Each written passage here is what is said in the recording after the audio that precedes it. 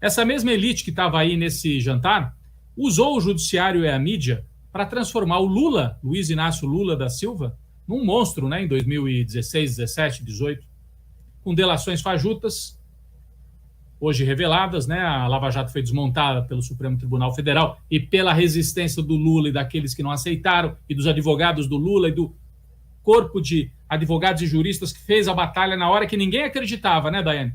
Uma época que ninguém acreditava. E aí, hoje, como uma espécie de cereja do bolo dessa desconstituição da Lava Jato, Léo Pinheiro, dono da OAS, escreveu uma carta de próprio punho, reconhecendo que as acusações que ele tinha feito contra o Lula não existem.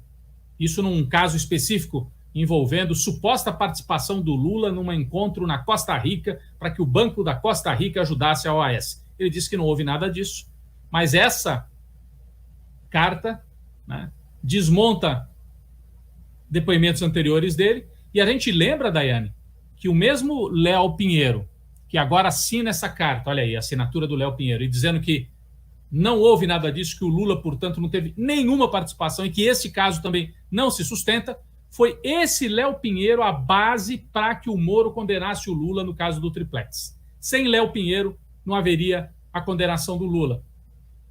Na época, você se lembra, mantiveram o Léo Pinheiro preso até que ele cantasse a pedra que os procuradores da Lava Jato queriam ouvir. E aí, ele falou que do Lula e tal, entregou, falou que sabia o que não sabia, era uma espécie de tortura, né? Uma prisão prolongada, em que ele sabia que ele só sairia se ele falasse o que os outros queriam ouvir. Método inquisitorial, né? Você já começa condenado, começa pelo fim o processo, já tem a condenação e precisa achar os depoimentos que encaixem ali para que você finalize o processo. Então, muito importante isso, essa carta que desmonta, acaba de desmontar a Lava Jato, país, então, que se sustentou em cima de mentiras ao longo desses últimos 4, 5 anos. Léo Pinheiro confessa em carta que mentiu em delação contra Lula. Né? A Daiane botou aí na tela, é uma carta que o Léo Pinheiro escreveu de próprio punho para mostrar que foi ele mesmo, não é coisa de advogado. Escreveu e tal, de um caso envolvendo o Lula na Costa Rica. Olha só como eles foram longe. Agora, eu lembrava, o Léo Pinheiro é responsável por isso aqui também, ó. Eu vou colocar na tela, aquela hora eu não estava conseguindo compartilhar. A Lava Jato construiu toda a condenação do Lula do triplex em cima do depoimento do Léo Pinheiro, é o mesmo. Inclusive, ele não estava querendo cumprir esse papel de delatar o que ele não sabia. Ele foi, inclusive, muito mais correto nesse sentido do que o Palocci, né? Palocci que logo fez acordo, que sair da cadeia e tal. O Léo Pinheiro, não, eu não vou falar, não tenho o que dizer.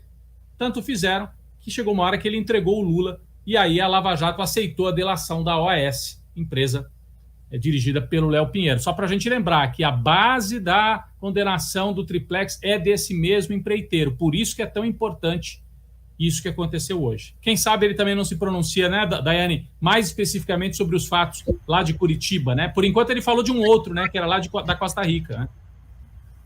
A condenação do Lula, né, particularmente essa que você citou, é toda baseada somente na delação, não há conjunto probatório, né, ele não há nexo que consiga ligar uma coisa com a outra, é somente sustentada por essa delação.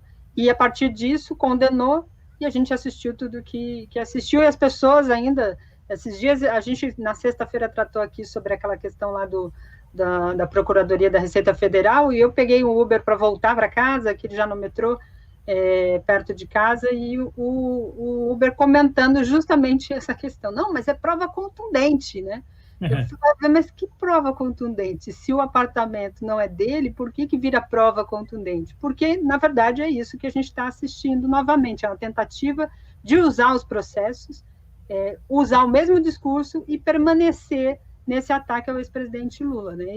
Essa ação da Procuradoria da Receita Federal é muito nessa direção, e a gente percebe que é o uso político justamente para tentar manter aquele discurso da Lava Jato, que já foi enterrado, como a gente já mostrou aqui, por essas 19 ações que estão sendo arquivadas, porque não tem prova, não tem sustentação, e, além de tudo, se sustenta somente na fala de delatores pressionados pela Lava Jato que a gente assistiu ao longo desses anos, né, André?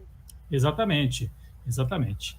A Miriam Amorim Coelho diz: eu lembro da delação do LP, que é o Léo Pinheiro. O advogado dele ria das barbaridades que o Léo falava, porque o advogado sabia dos bastidores. Não que o Léo Pinheiro seja um santo, não é isso. Mas no caso específico, eles tentavam arrancar do sujeito algo que ele não sabia porque não tinha acontecido, né? E outros também da OAS. Inclusive, o Luiz Costa Pinto já contou aqui, vai ser importante o Luiz Costa Pinto, logo mais ele chega aqui. O Luiz Costa Pinto acho que contou para a gente de um outro sócio, né, da OAS, que morreu do coração, né? Se eu não estou confundindo as histórias. Eu vou pedir para o Luiz Costa Pinto depois voltar aqui a essa história. Mas são muitos, né? São muitos que foram pressionados a delatar. Tem mais gente aqui falando desse episódio do Léo Pinheiro e também falando muito do episódio do vídeo do filho do Paulo Marinho, esse rapaz que imitou o Jair Bolsonaro. A notícia de agora à noite, minha gente, é de que o Temer ficou preocupado, viu que pegou mal junto ao Bolsonaro. Os bolsonaristas não gostaram. Inclusive o Weintraub fez uma postagem dizendo: estão rindo da gente, é o sistema, a elite brasileira rindo da gente. Eles se sentiram como são, palhaços. O Weintraub é um bobo da corte, subbobo da corte era, né? Lembra dele com guarda-chuva, o ministro da Educação? Agora fez jogral com o irmão lá nos Estados Unidos. Estão rindo da gente. Pô, mas vai fazer o que de você, o Weintraub? Vai levar a sério? Não dá, né? Mas, de qualquer maneira, o Temer acho que ficou preocupado e teria ligado para o Bolsonaro para pedir desculpas. Tá?